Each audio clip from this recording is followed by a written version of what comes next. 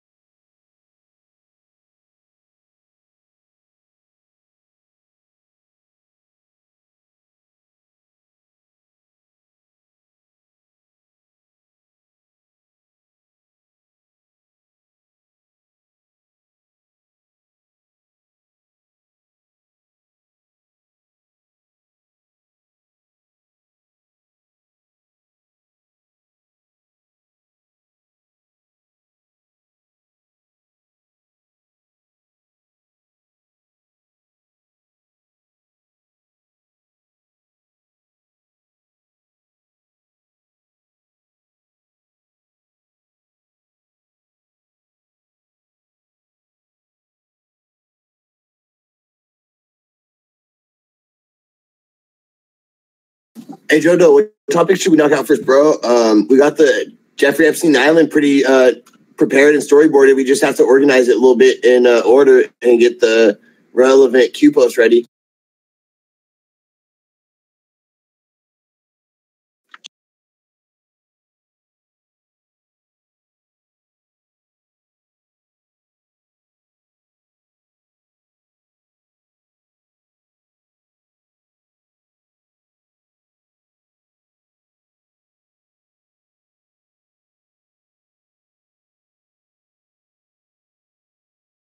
I'm thinking Epstein Island would be the best one to knock out first.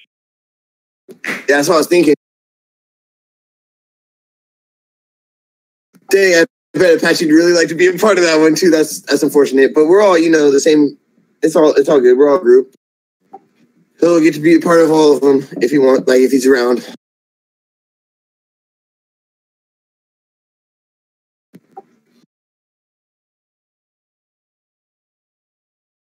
It's gonna get done. It's gonna get done.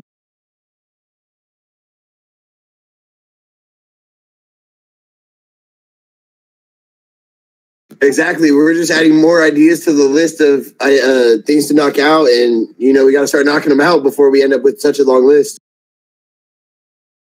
Yeah. So organize the storyboard. We'll wait for maybe one or two people more to come in who will speak, and then we'll knock it down real quick.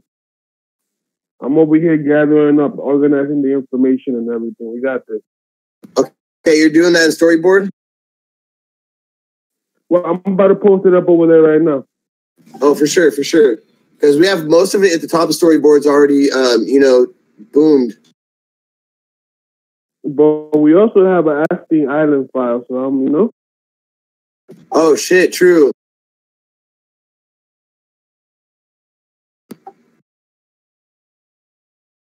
And there's a lot in there, man. Yeah, maybe we just start with what we have in storyboard, and then we go over to the file. And I think we should just bring one story over at a time that we're going to storyboard, or maybe today we have 3 in an open one topics. So maybe we just do the topics for the day, and we try to keep them kind of segregated, maybe a little bit.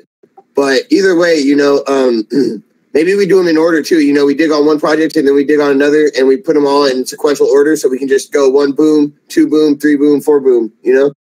Well, we're gonna be live streaming all day because I'm gonna be next to my computer all day. But at the end of the night, we're gonna chop everything up into little sections and make it their own thing. Love it, just like yesterday. Yep.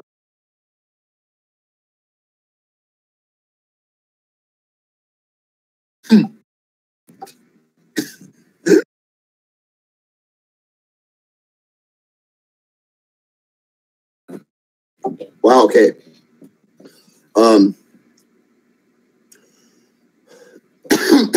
Did you post the link for the live stream, or did you start the live stream? Yep, it's already on. Go to the live text. Oh shit! I see it right there. Boom! Wow. Oh my god. Wow. Okay, my bad.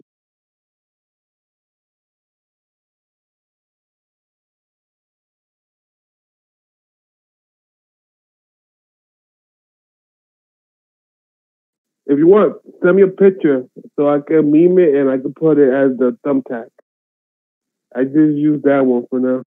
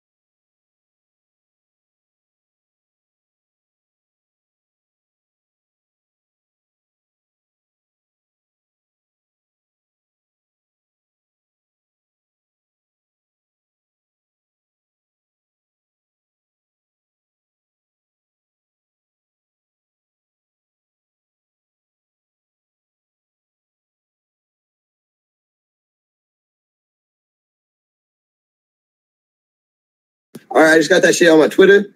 Dropping it. Boom. Hey, Jodo, can you help me set up real quick, or William? Oh shit. I was trying to do the channels to auto load the different Twitter accounts. If anybody knows how to help me load, get the Twitter bot into the trusty bot into the right channel, so we can set up like we'll do one for me to auto load up my tweets. Drunk tweets, Sean Hannity tweets, that kind of thing.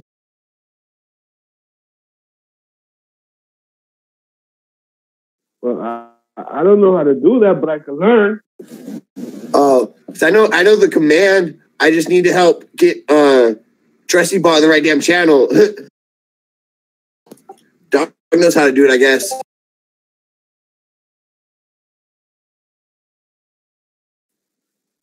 I'll learn real quick, and I'll let you know.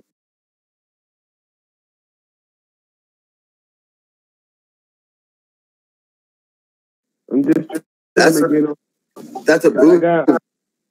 I got all these new Epstein pictures that like a lot of people haven't seen, so I'm just trying to get them together of the island. They got cows and like weird stuff, dude. What?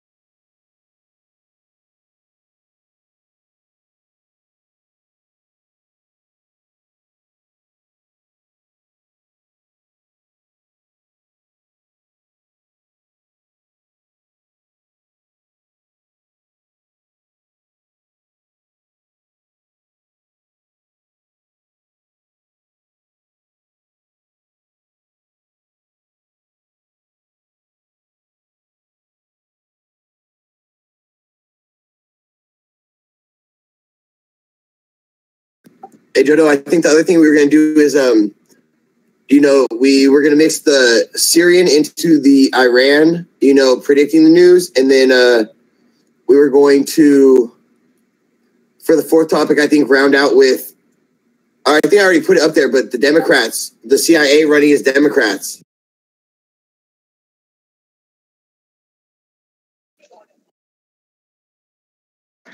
They're running as both, though.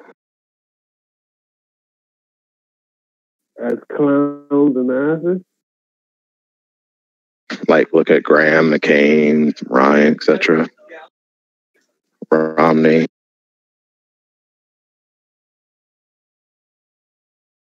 They're all in it, too. It's not just Dems.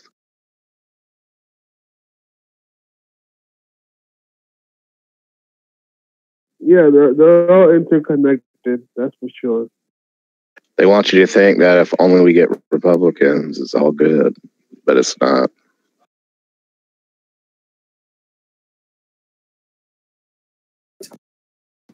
CIA Democrats.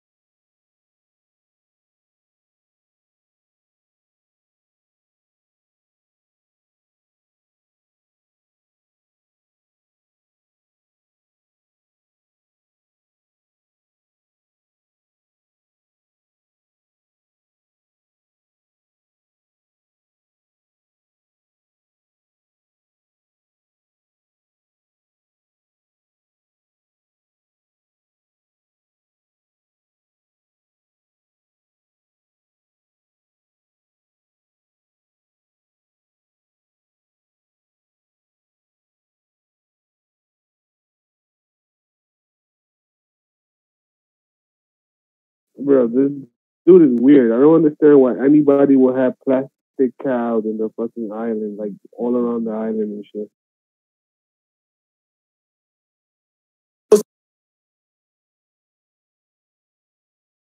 For real, look. Why don't you like plastic cows, bro? That's a pretty old cow, bro. I guess they don't shit, so you good.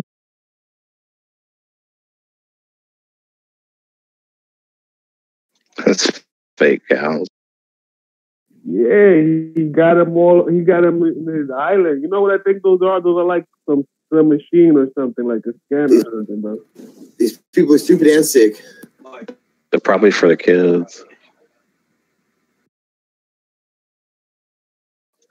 Give them happy thoughts.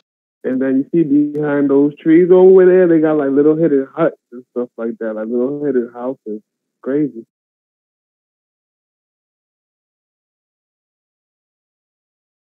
That's the full of the satellites when they're looking down on them. They're probably blocked out of Google Earth, though, bro. If you look at them on Google Earth, They're probably there.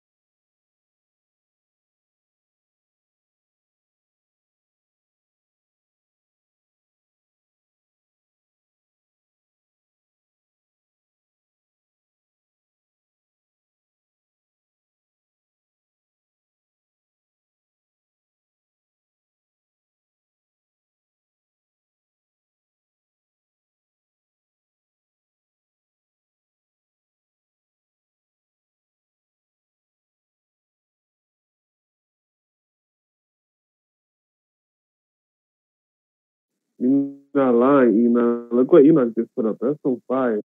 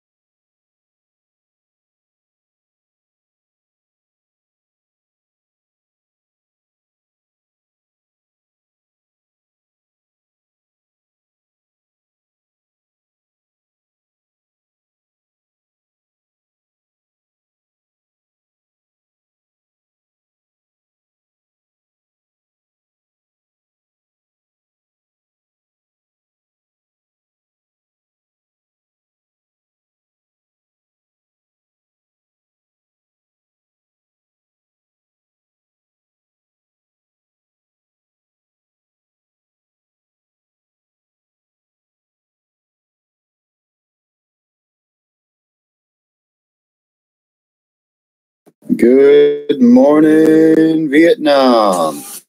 Good morning. Got my shit taken care of today, so I'm in good spirits.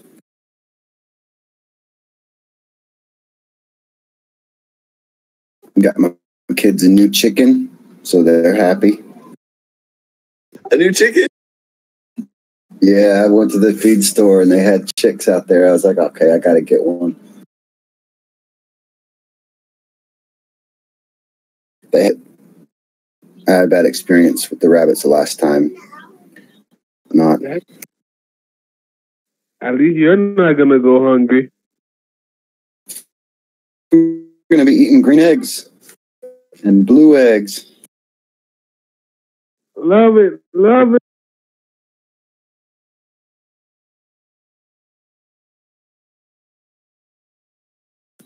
And I've already taught my kids how to start seeds in the ground and all that, and it's good stuff to know, you know?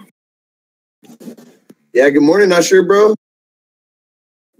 You're the man, bro. You're the man. Yeah, guys, like maybe in like another 20, 30 minutes, we're going to start doing the topics, and we're going to start with the Epstein video. So we're going to start on the Epstein topic, so we can knock that out real quick. Awesome.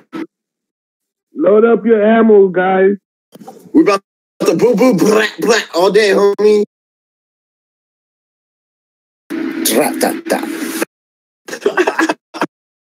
Apache coming back to around 1, you know, and we're going to be lighting this shit up.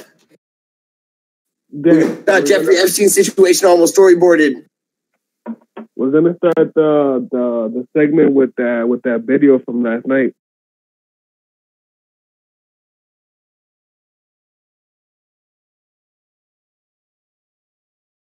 So Trump tweeted today, got 7 hours ago, a total witch hunt. Attorney-client privilege is dead. Then there's a picture of Trump and some Perry in the Oval Office. Last night, it was my great honor to host America's senior defense and military leaders for dinner at the White House. America's military is the greatest fighting force in the history of the world. They all have my pledge of unwavering commitment to our men and women in uniform. And then his most recent one was 17 minutes ago. Very thankful for President Xi of China's kind words on tariffs and automobile barriers.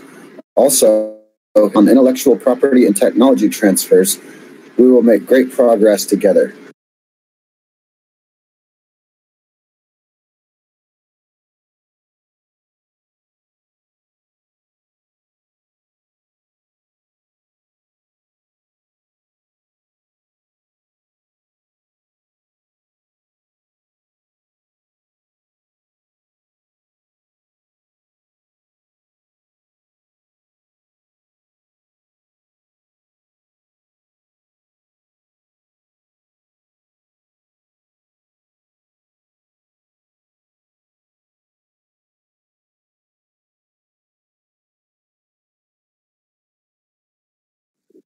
He already knew what was good, what was coming. Oh, yeah. It's funny, but it's like we're playing like a game of chicken with all these people. Like, you know, like what the hell?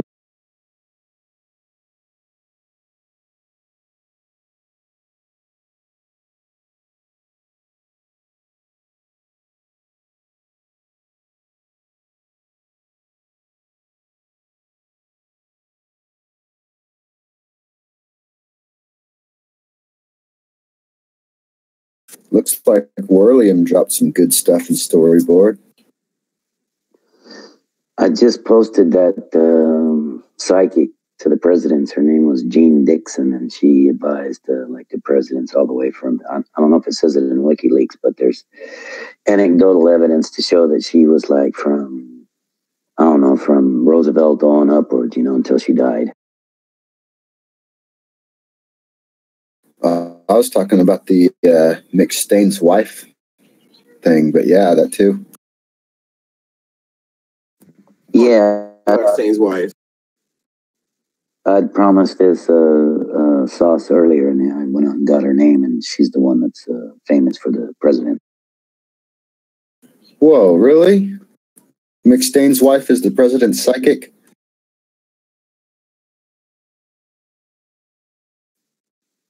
No, Is this that what I... Dixon girl. Okay. That wouldn't bode well for us.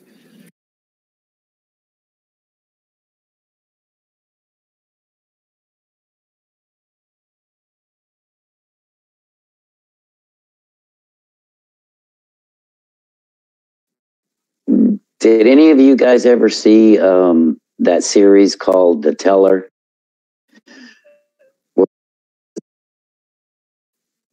They had a special on the Cuban Missile Crisis where there was a group of people in an old folks home, and they had went next door and grabbed the phone lines from another business there and had pulled those phone lines into the cellar of this old folks home, and they had set up a manual computer system made out of the decks of playing cards, and they were calling the Soviet Union, they were calling Brazil, and they were calling people in Washington, D.C. during all this time.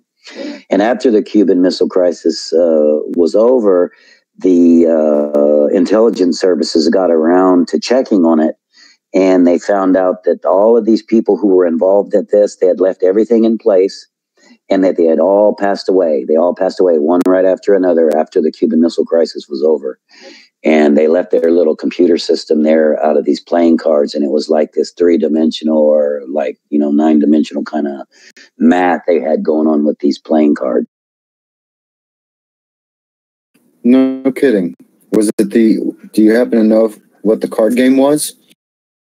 No, it wasn't a card game, but they were using the playing cards as ones and zeros and stuff, but it was multi-digit beyond hexadecimal. Interesting. I've got the Illuminati card game, so I'm wondering if those were the cards they used, because the WoW game, which came out after the Illuminati game. Hollywood made a video, a little story about it, and it's on the Teller series. The Teller, they found a warehouse full of old research work somebody had done and abandoned, and all these things were left there in files and on videos and stuff. And so they started bringing them out and making little Hollywood productions out of them. And so the storyline goes. Yeah, they were getting ready to tear down a building, and they were removing everything out of it and stuff. And they found this area in a basement, and it was all bolted up and stuff. And when they cut it open, they found all this research. It was like somebody had been doing research for many, many years and leaving it all there. It's like an archive of research,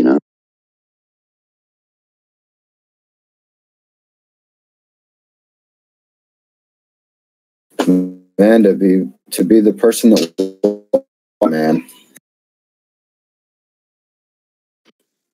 So anyway, these big high rollers and stuff, they get information that we're not privy to because they use psychics and they know about this stuff, and they know the real people, the ones that have the real abilities and stuff, and they're highly sought after and sought out.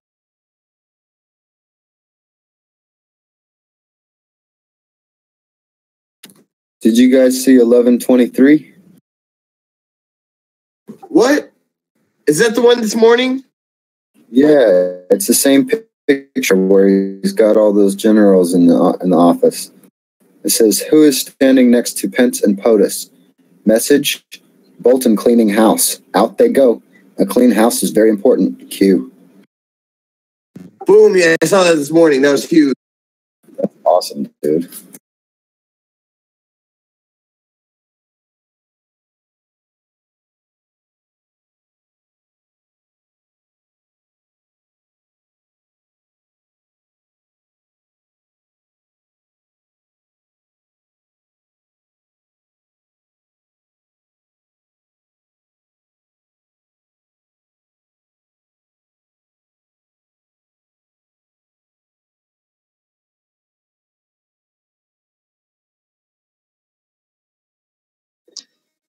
And years back, they had a psychic over in Europe. Her name was Baba Vanga, and all of the Eastern Bloc Soviet leaders and any Soviet politicians from those Eastern Bloc countries would go to her, and she would kind of tell them their future and stuff.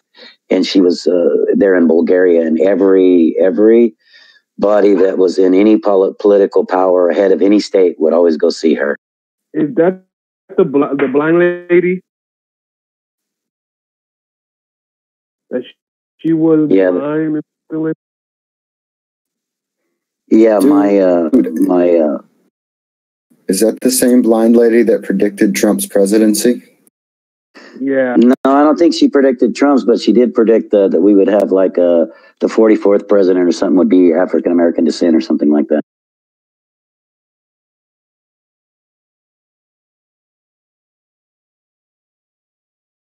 I mean, but She predicted the. If you think She about predicted. it, go ahead. The fall of the Soviet Union and all that stuff. So she was, she was accurate. She was right up there because everybody came to see her.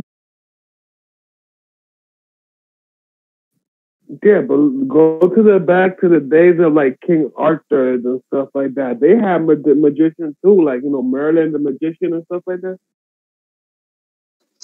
Of course they did. They knew all the secrets then. See, they hid all that stuff from us. Or even back to the biblical stories when they talk about how do you think the Army remote viewing was so successful? We have that natural ability. We just have to learn how to use it. Yeah, that movie Men Who Stare at Goats, that was based on an actual of our military that they were to hone their psychic skills, so the walls and shit. That's real. I mean, it was a fake movie made by George Clooney, but look it up, man. That's a real group. Yeah, the only reason we even know about it is because one president, what was it, Carter, he gave it up. They asked him, what was the most strange thing that ever happened to you when you were in the White House? And this is after he wasn't president anymore. He said, well, we were looking for this downed Soviet jet in Africa somewhere. And the people over in the Army, they have this remote viewing section, and they remote viewed it. And we went there, and sure enough, there it was. And that's how the story broke on it. The heck? What? Yeah, Carter gave up the remote viewing, and then the media played it off like it was all bullshit, and they're not going to, they're not going to do it anymore, and they stopped the funding on it a couple of years ago and stuff like that. But when Carter broke it, he said, yeah, that we were looking for a down Soviet MiG. And the remote viewing section over in the Army told us exactly where it was, and we sent a team out there, and sure enough, there it was, and we got it.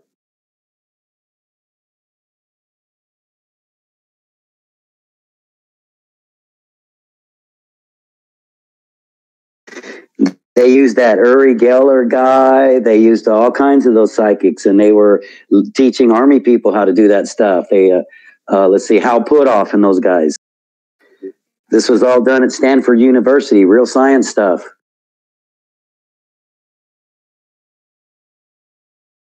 I mean, I've practiced with a psi wheel and a little bit of pyrokinesis, but never anything as big as that. Well, it's not like magic. It's just getting the mind in the right alpha, theta, delta state, whatever, and then you can get that information. And then they train you how to not put your personal bias into the information, to kind of tell it like it is, kind of without putting your personal bias on it. That's the problem. We all have our personal biases, and we look at things through a filter, and that blinds us. Yeah, I didn't do it as magic. I did it as frequencies and, trying to tune my mind to the same frequency as the object I'm trying to manipulate and all that crap.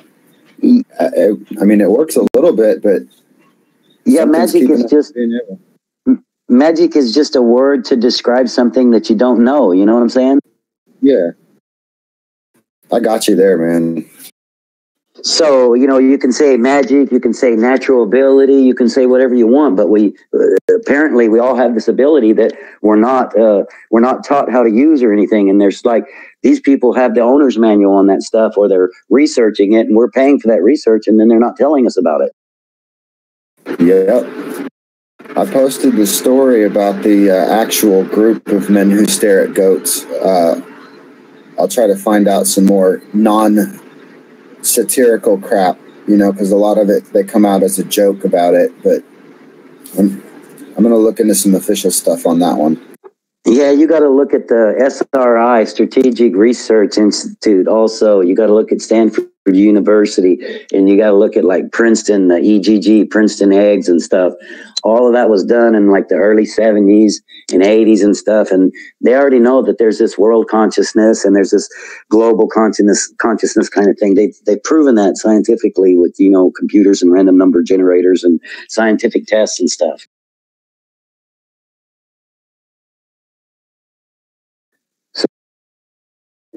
So now that they know that exists, they can start breaking into that, start hacking into it. You understand what I'm saying?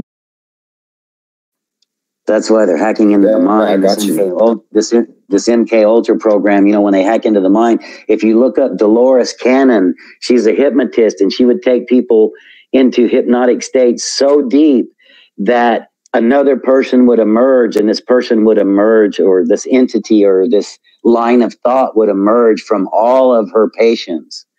So she would have one patient and she would get them into a deep state of hypnosis, and then this other entity would come through and start telling her stuff.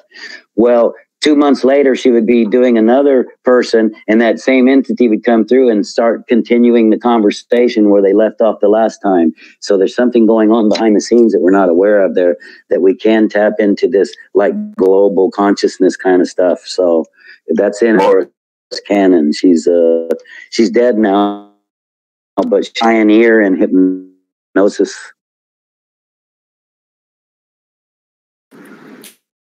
Group, the First Earth Battalion.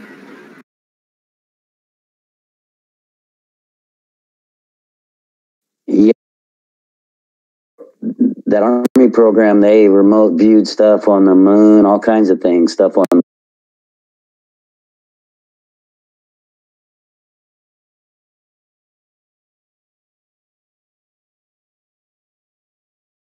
Do you guys think it's just a frequency, how to use your frequencies and send them in a way? Frequency is, you know, like if you got this in the last days, you'll receive a new light. It makes a sound Saturn vibrate with its human resonance. And if the sun's like changes it's going to broadcast that frequency into our solar system, and we're going to react to it. Our DNA, our little antennas and stuff. So that flash or whatever they say is going to come and stuff. But I think at some point, I don't know if it'll be a flash or a steady increase. You know, I don't know. But yeah, it has to do with frequency and stuff. You change the frequency, and the shape of matter can change. You know what I'm saying? Maybe that's we're a standing wave. Yeah, maybe that's why these people are working so hard on like trying to change the frequency with 4G, 5Gs, and all that stuff. Well, I think that the changes come, you know, like every 2,000 years, and you have this window of opportunity to affect the change that you want. And then when that time for change passes, now you're stuck with this religion, with this way of life for the next 2,000 years until you can, you know, bring about the next change, you know, the next vibrational uplift or downlift, whichever way society wants to take it, you know.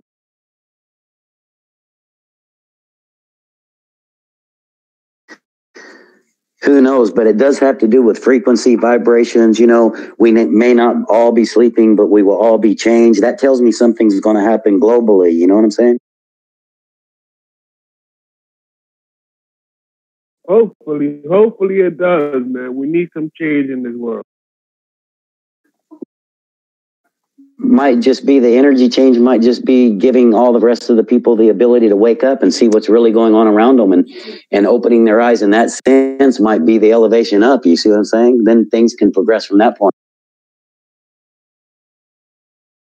You know what would be crazy? If Q was not a person, but a vibration or a thought or like something esoteric, like something spiritual. Well, I think things spiritual are bleeding through all of the individuals associated with it. The spiritual things are bleeding through us. That's the reason why we're all here. The people who are just into the sauce may not realize it, but there's something spiritual behind them and driving the curiosity and the need to get that sauce. You know what I'm saying?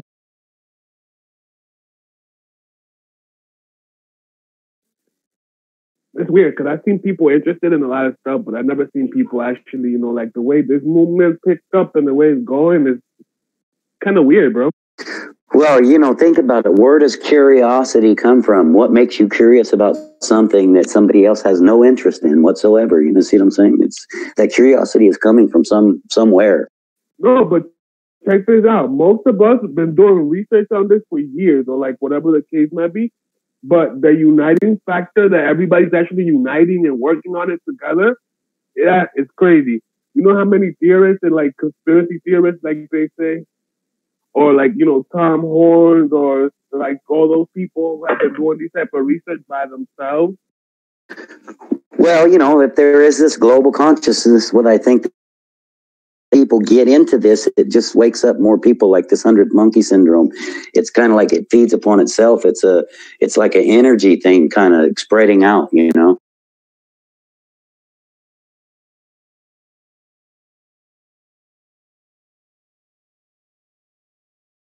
That's awesome, man. I hope it keeps going and going and going. Well, we just got to keep up the pressure, keep it going, you know, that's all. And don't be afraid to follow where the truth leads you. You know, I mean, we've been lied to about everything. We've been lied to about religion too. So, you know, the book has been edited too many times. And when we find out the real truth, you know, it might be a little bit different story than what people think, but just be able to follow the truth and let the truth take you where it goes, you know.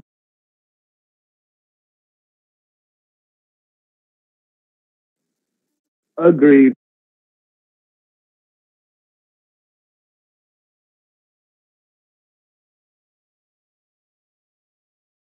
Just don't be afraid to re-examine the things that you think are true and examine why do you think that they're true. You know, have we been brainwashed or were we shown real evidence of it? You know what I'm saying? Well, you got to look at it this way. You got to approach everything with caution. Everything in life is what you make it. You can either make it good or you can either make it bad. It's up to you.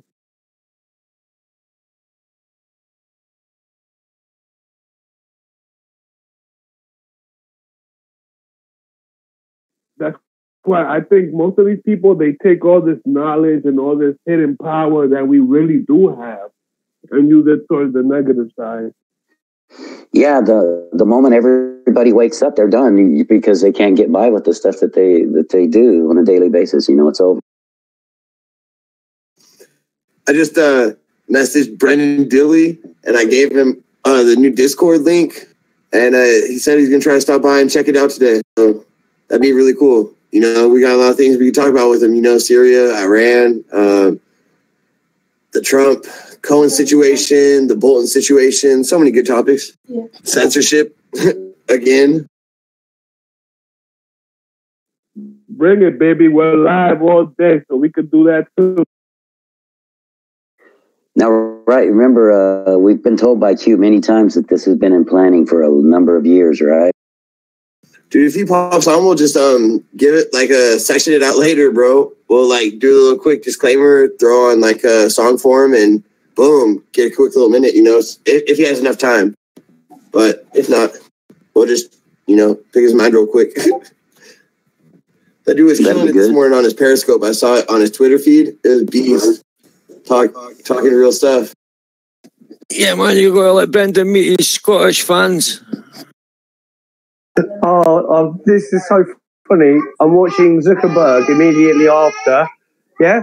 And they're saying, oh, he's a very nervous and shy person, and that's why he looks worried. Nervous and shy. He invented Facebook, you knobs.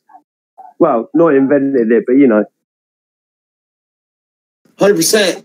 And didn't we have the list of all the politicians that he paid off? I saw that earlier. I don't know if it looked like a spreadsheet because I couldn't find it in my pictures. Seriously, he looks so white. He looks properly ill.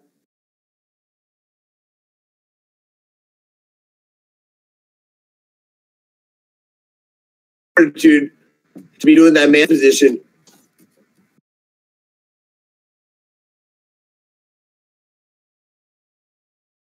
I mean, at least wasn't tied to the damn FBI or McCabe 4 times. At least he kept a straight face and looked like a ghost. That guy looked like he's shifting himself, bro. He keeps nodding, doesn't he? That's really weird.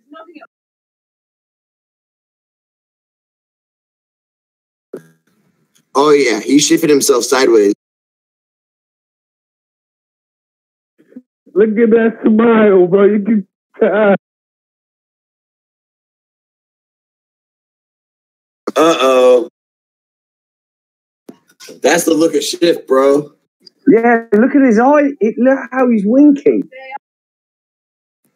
Bro, he's winking and dripping. Look at that shiny ass forehead. He rough. Some good memes coming with that face.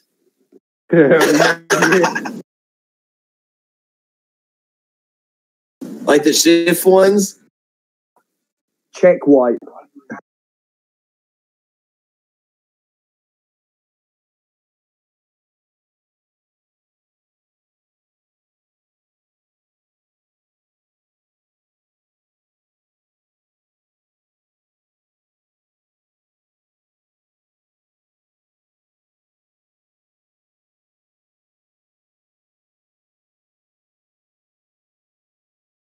I don't understand. Why this guy walks around with so much security? Like, he walks around with the whole police department. Yeah. He's only missing a pair of handcuffs. That's what I'm thinking. Maybe they got him handcuffed. They don't show him from the waist up. Squirmy little guy. Squirmy little guy he is.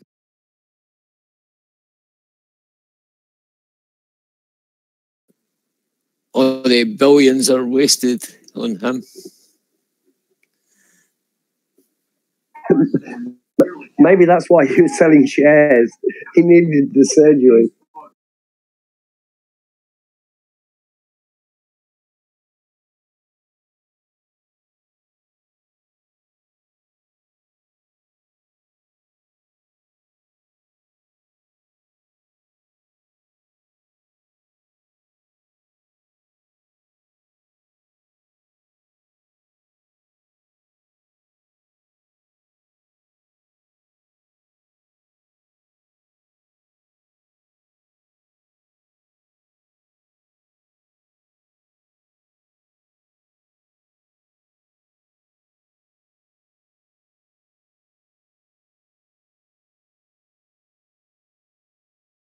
Do we know how to do that video where like our Twitter?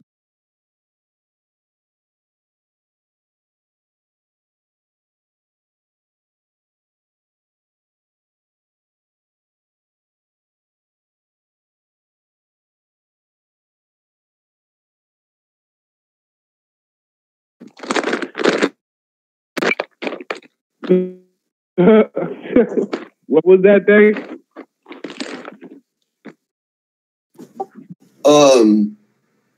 If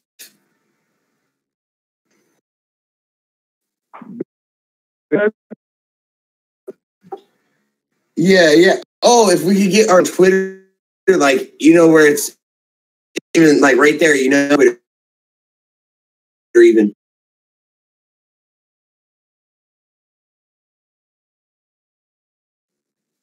I didn't even know we could do that. I was actually going to try to go after Periscope because it's worldwide.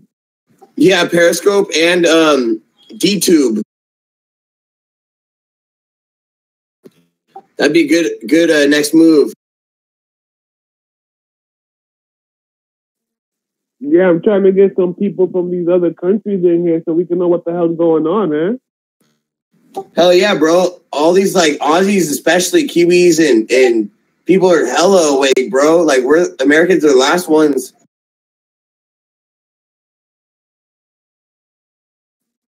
We're gonna be the last but the first, my man. Isn't that funny? It's all about news cycles, 4 a.m.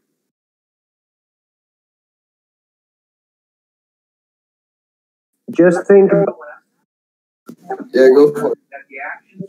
about which New Year's fireworks you always see first, and then that will give you the answer to how the news works around the world.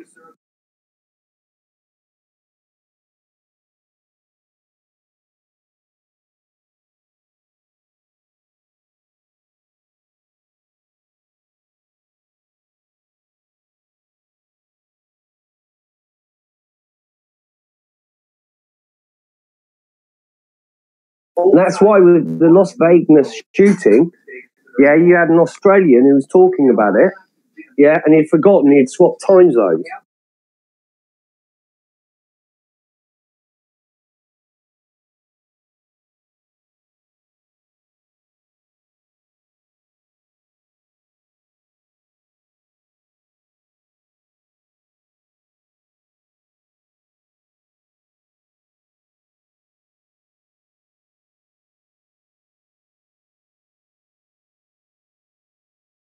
Hey, Dan, play that.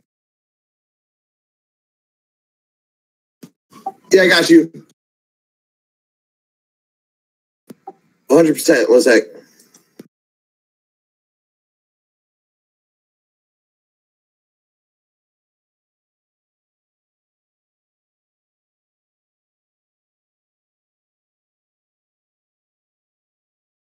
Booyah! We want to hear more, without delay, about what Facebook and other companies plan to do to take greater responsibility. Guys, you are so... How's data? How will you inform users about the changes that you are making? And how do you intend to proactively stop harm to respond to it months or years later? Mr. You and the company that you created, the story that you created represent the American dream. They're incredibly inspiring. At the same time, you have an obligation, and it's up to you to ensure that that dream doesn't become a privacy for the scores of people who use Facebook. This hearing is an opportunity to even Facebook and to those who are deeply skeptical about it. Listening, I'm quite. Thank you. Now, thank you, Chairman Grassley, Chairman Thune. Thank you both for hearing. Mr. Zuck for being here this afternoon and to protecting individual privacy. For the past few months, and we've learned a great deal that's alarming.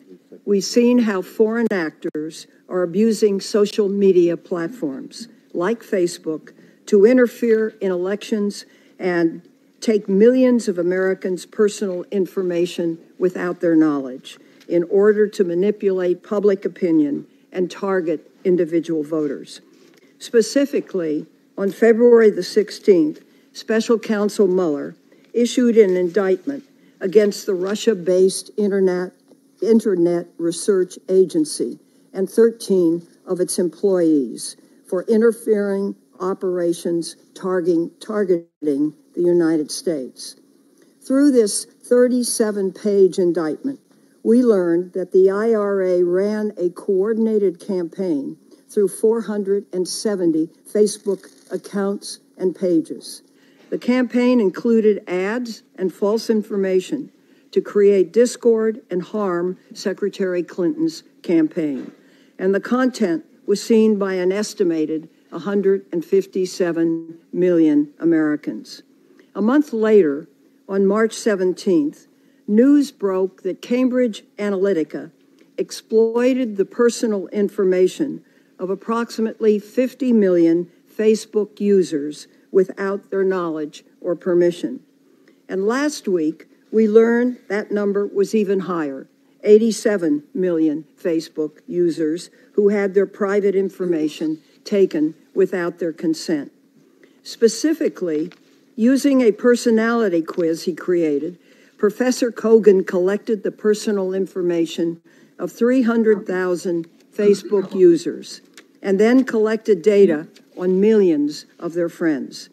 It appears the information collected included everything these individuals had on their Facebook pages, and according to some reports, even included private direct messages between users. Professor Kogan is said to have taken data from over 70 million Americans. It has also been reported that he sold this data to Cambridge Analytica for $800,000. Cambridge Analytica then took this data and created a psychological welfare tool to influence United States elections. In fact, the CEO, Alexander Nix, declared that Cambridge Analytica ran all the digital campaign, the television campaign, and its data informed all the strategy for the Trump campaign. The reporting has also speculated that Cambridge Analytica worked with the Internet Research Agency to help identify which American voters to target with its propaganda.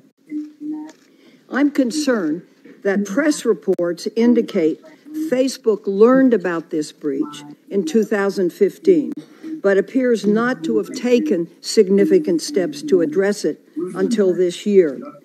So this hearing is important, and I appreciate the conversation we had yesterday.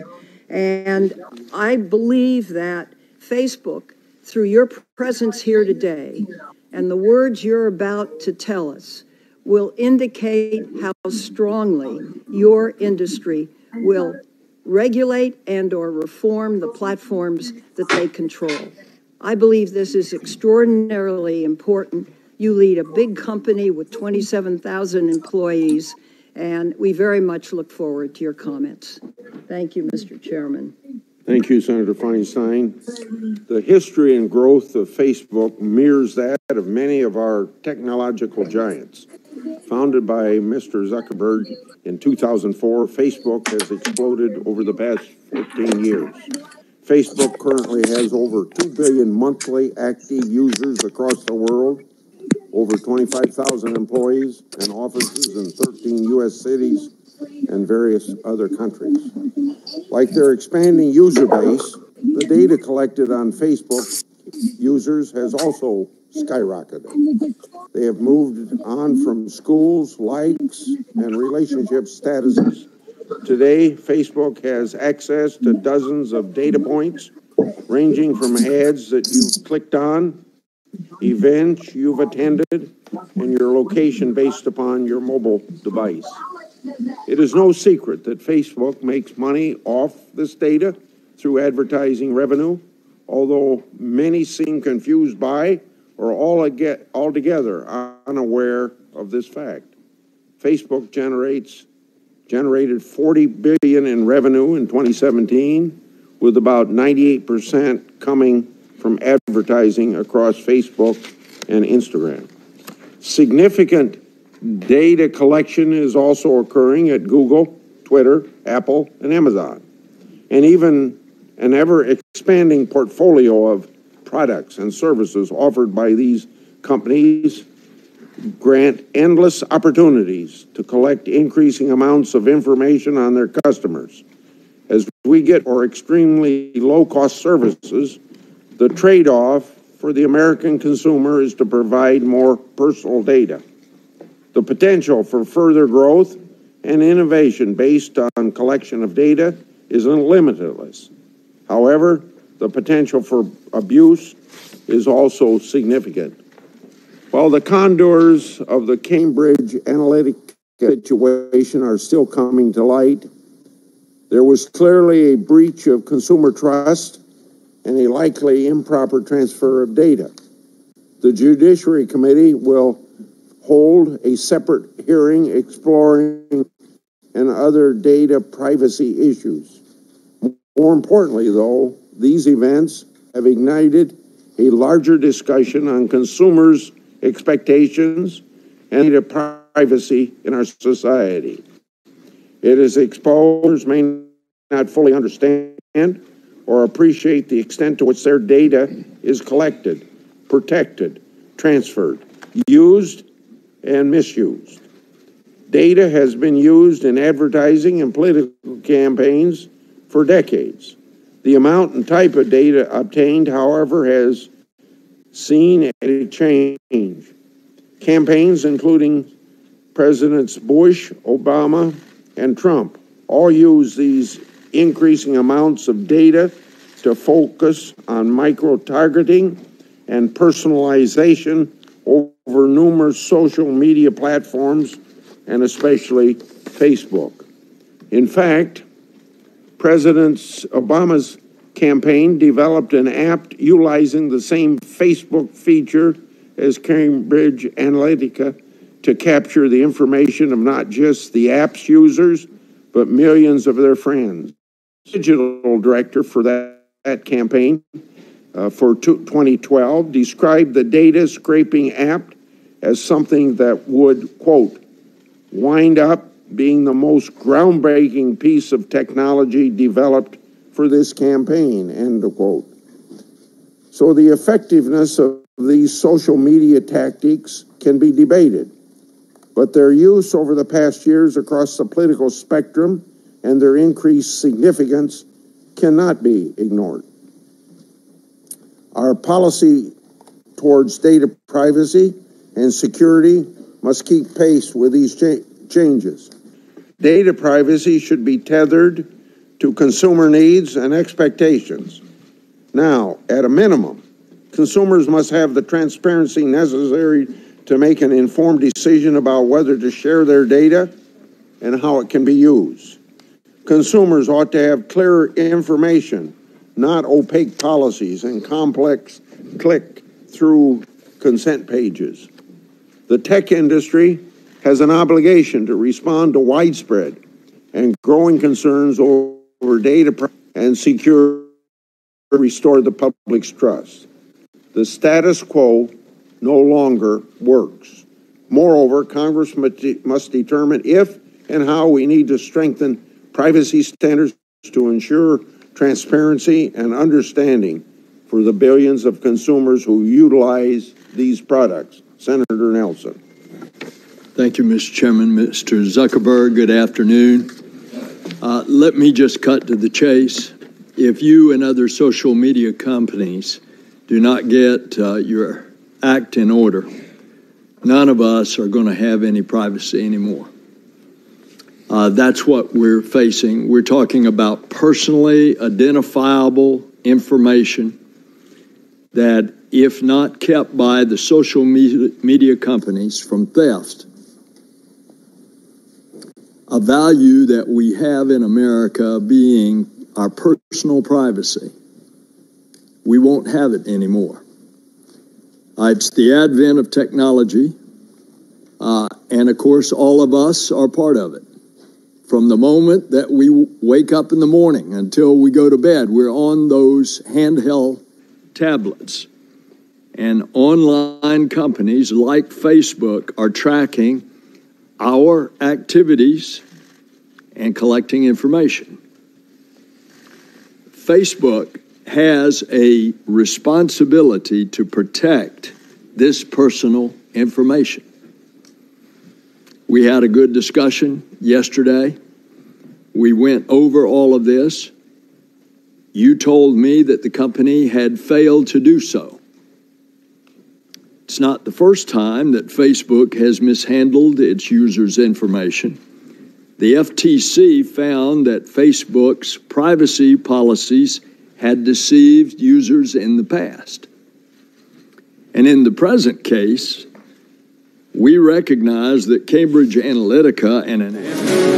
Now reporting, George Stephanopoulos. Good afternoon. We're coming on the air because Mark Zuckerberg, the CEO and founder of Facebook, is about to appear on Capitol Hill in the wake of that privacy scandal flowing from the 2016 campaign. There you see him right there as he entered the Senate Judiciary and Commerce Committee's hearing room. And this scandal, of course, was when the personal information of 87 million Facebook users was compromised, improperly taken by a company working for the Trump campaign, Cambridge Analytica.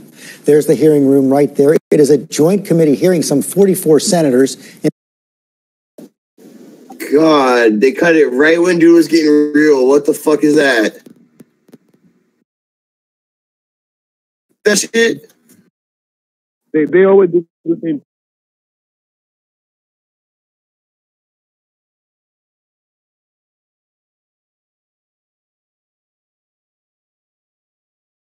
I feel violated. Don't you know? Don't you feel like you need to put it on? Like you need to be with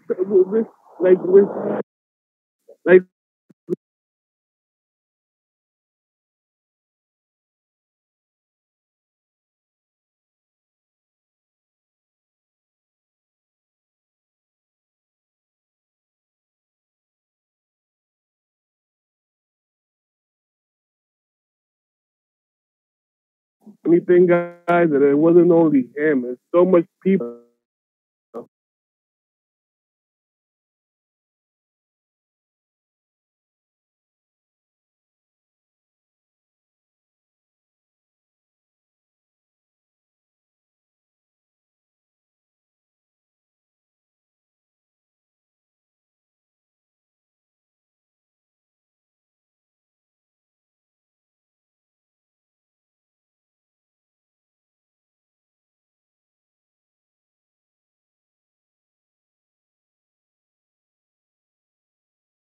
Damn. Yeah, man.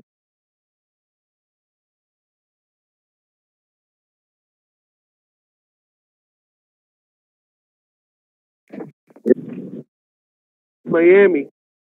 Holy cow. Oh. He's in my...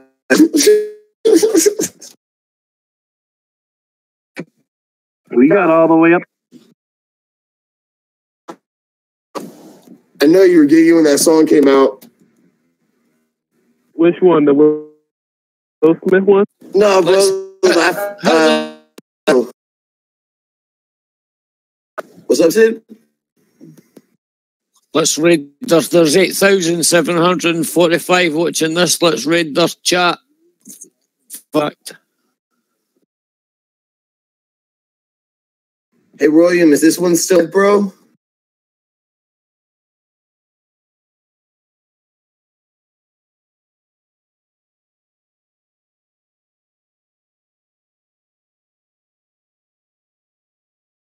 Most of our existence, we focused on all of the good that connecting people can do. And as Facebook has grown, people everywhere have gotten a powerful new tool for staying connected to the people they love, for making their voices heard, and for building communities and businesses. Just recently, we've seen the Me Too movement and the March for Our Lives organized, at least in part, on Facebook. After Hurricane Harvey, people came together to raise more than $20 million for relief. And more than 70 million small businesses use Facebook to create jobs and grow. But it's clear now that we didn't do enough to prevent these tools from being used for harm as well. And that goes for fake news, for foreign interference in elections, and hate speech, as well as developers and data privacy. We didn't take a broad enough view of our responsibility, and that was a big mistake. And it was my mistake, and I'm sorry. I started Facebook, I run it, and I'm responsible for what happens here. So now we have to go through all of our relationship with people and make sure that we're taking a broad enough view of our responsibility. It's not enough to just connect people. We have to make sure that those connections are positive. It's not enough to just give people a voice. We need to make sure that people aren't using it to harm other people or to spread misinformation. And it's not enough to just give people control over their information. We'll develop developers they share it with information too. We have a responsible tool to make sure that they're using time to work through all the across the company. Committed to getting this right. It's the basic of information to do with. Here are this and to prevent. First, to the bottom of Analytica did and telling everyone about for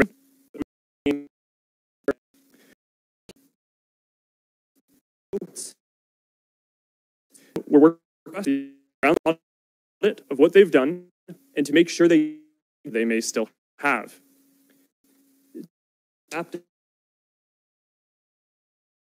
We're now in a large amount of information in the past. If we find that someone improperly used data from Facebook and tell everyone affected. To prevent this from ever happening again going forward, we're making sure that developers can access as much information now. The good news here is that we already made big changes to our platform in 2014 that would have prevented this specific situation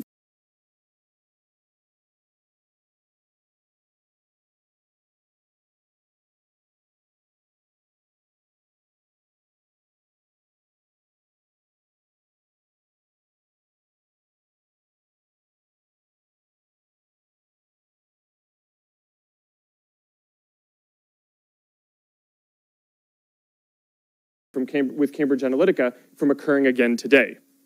But there's more to do, and you can find more details on the steps we're taking in my written statement. My top priority has always been our social mission of connecting people, building community, and bringing the world closer together. Advertisers and developers will never take priority over that as long as I'm running Facebook. I started Facebook when I was in college. We've come a long way since then. We now serve more than 2 billion people around the world, and every day, people use our services to stay connected with the people that matter to them most. I believe deeply in what we're doing, and I know that when we address these challenges, we'll look back and view helping people connect and giving more people a voice as a positive force in the world. I realize the issues we're talking about today aren't just issues for Facebook and our community, they're issues and challenges for all of us as Americans. Thank you for having me here today, and I'm ready to take your questions. I'll remind members that maybe weren't here when I had my opening comments that we are operating under the 5-minute rule, and that applies to the 5-minute rule, and that applies to those of us who are chairing the committee as well. I start with you. Facebook handles extensive amounts of personal data for billions of users. A significant amount of that data with third-party developers who utilize your platform. Early this year, Monitor was transferred by such developers. Moreover, your policies only prohibit parties seeking to profit from such data. And now you know of any instances where it was improperly transferred to Facebook? How many happened? And was Facebook only transferred by third party? Chairman, thank you. Now can a single app that has to a platform to prevent developers from of apps, and if we affecting those and how you're going Facebook, but have you released? Mr. Chair, yes, we have. We've done policies in the past is we have looked at patterns of how apps have used our APIs and accessed information, as well as looked into reports that people have made to us about apps that might be doing sketchy things. Going forward, we're going to take a more proactive position on this and do much more regular spot use of apps, as well as increasing the amount of audits that we do. And again, I can make sure that our team follows up with you on anything about the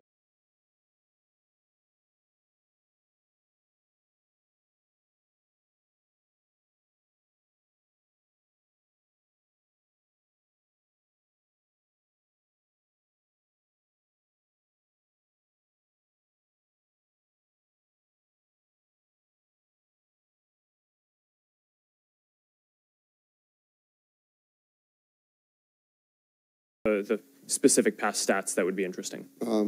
I was going to assume that sitting here today, you have no idea. And if I'm wrong on that, you're telling me, I think, that you're able to supply those figures to us, at least as of this point. Mr. Chairman, I will have my team follow up with you on what information we have. Okay, but right now you have no certainty of whether or not, how much of that's going on, right? Okay. Facebook collects massive amounts of data from consumers, including content, networks, contact lists, device information, location, and information from third parties. Yet your data policy is only a few pages long and provides consumers with only a few examples of what is collected and how it might be used. The examples given emphasize benign uses, such as connecting with friends, but your policy does not give any indication for more controversial issues of such data.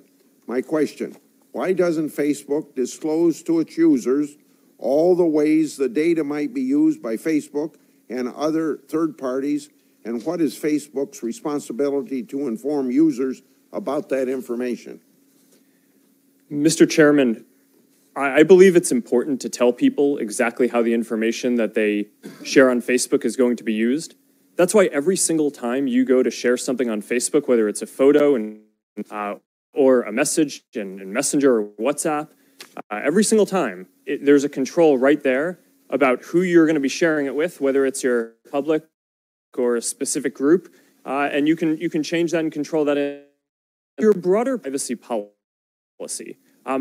This gets into an issue I think we and the industry have found challenging, which is that longs are very, very confusing. And if you make it long and spell out all the detail, you're going to reduce the percent of people who read it to them.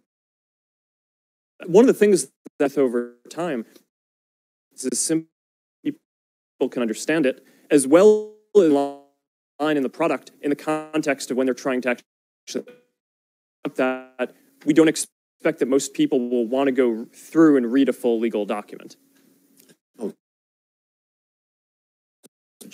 Chairman, yesterday when we talked, I gave the relatively harmless example that I'm meeting with my friends on Facebook and indicate love of a chocolate and was receiving advertisements for chocolate.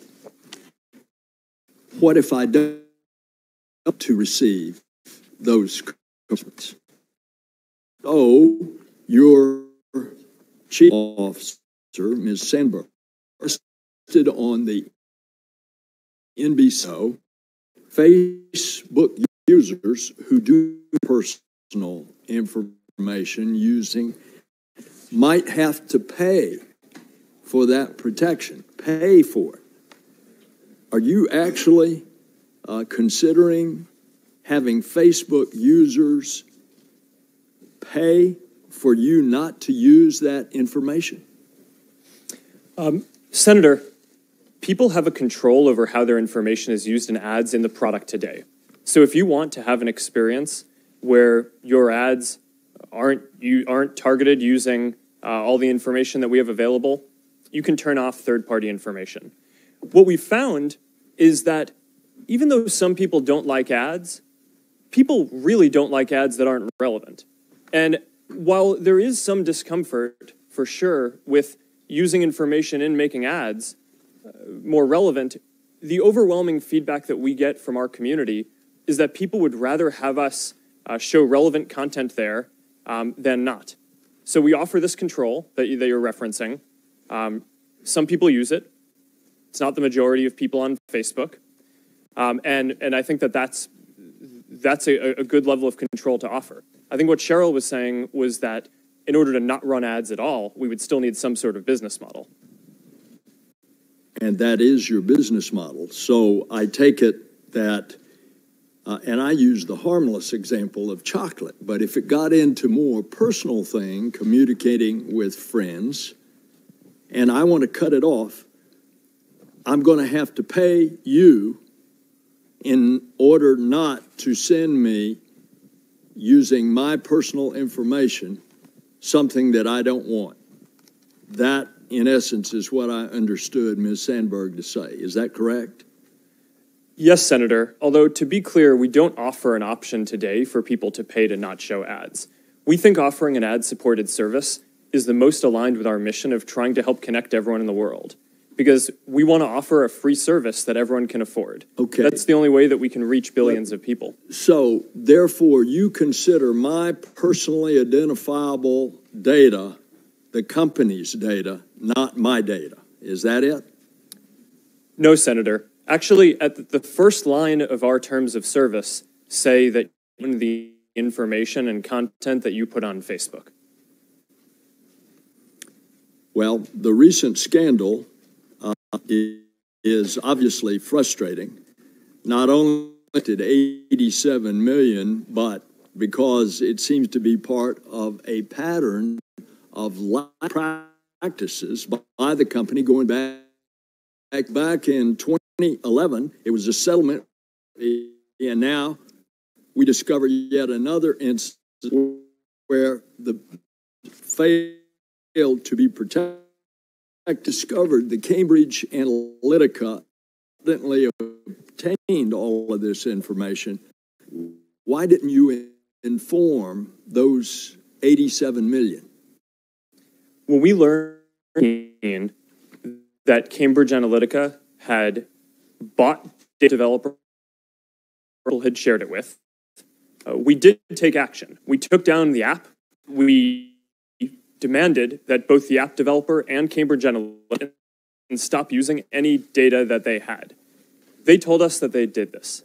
In retrospect, it was clearly a mistake to believe them. Been done a full audit then, and that is not a mistake that we will make. Yes, you did that, and you apologized for it, but you didn't notify them. And do you think that you have an ethical obligation to notify 87 million Facebook?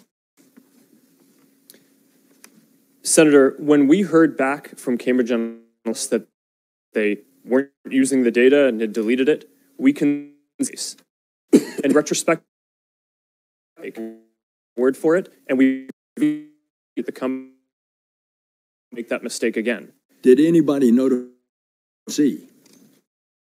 No, Senator, for the same reason that we'd considered it a closed case. Senator Thune. And Mr. Zucker differently today, presumably, that in response to Senator Nelson's question. Yes. Having to do it over. May be your first appearance before Congress, but it's not the first time that Facebook has faced tough questions about its privacy policies. Wired Magazine recently noted that you have a 14-year history of apologizing for ill-advised decisions regarding user privacy, not unlike the one that you made just now in your opening statement. After more than a decade of promises to do better, how is today's apology different? And why should we trust Facebook to make the necessary changes to ensure user privacy and give people a clearer picture of your privacy policies? Thank you, Mr. Chairman. So we have made a lot of mistakes in running the company. I think it's pretty much impossible, I believe, to start a company in your dorm room and then grow it to be at the scale that we're at now without making some mistakes. And because our service is about helping people connect and information. Those mistakes have been different in how we try not to make the same mistake multiple times, but in general, a lot of the mistakes are around how people connect to each other just because of the nature of the service. Overall, I would say that we're going through a broader philosophical shift in how we approach our responsibility as a company. For the first 10 or 12 years of the company, I viewed our responsibility as primarily building tools that if we could put those tools in people's hands, then that would empower people to do good things. What I think we've learned now across a number of issues, not just data privacy, but also fake news and foreign interference in elections, is that we need to take a more proactive role and a broader view of our responsibility. It's not enough to just build tools. We need to make sure that they're used for good. And that means that we need to now take a more active view in policing the ecosystem, and in watching and kind of looking out and making sure that all of the members in our community are using these tools in a way that's going to be good and healthy. So at the end of the day, this is going to be something where people will measure us by our results on this. It's not that I expect that anything I say here today to necessarily change people's view, but I'm committed to getting this right. And I believe that over the coming years, once we fully work all these solutions through, people will see real differences. Okay. Well, and I'm glad that you all have gotten that message. As we discussed in my office yesterday, the line between legitimate political discourse and hate speech can sometimes be hard to identify, and especially when you're relying on artificial intelligence and other technologies for the initial discovery. Can you discuss what steps that Facebook currently takes may draw the line between what is and what is not hate speech? Yes, Mr. Chairman. I'll speak to hate speech, and then I'll talk about enforcing our content policies more broadly. So actually, maybe if you're okay with it, I'll go in the other order. So from the beginning of the company in 2004, I started it in my dorm room. It was me and my roommate. We didn't have AI technology that could look at the content that people were sharing. So we basically had to enforce reactively. People could share what they wanted. And if someone in the offensive, they'd flood it reactively. Now, AI tools by certain classicity for our team at Facebook. By the end of this year, by the way, we're more than 20,000 people working on security and working when content gets flagged to us.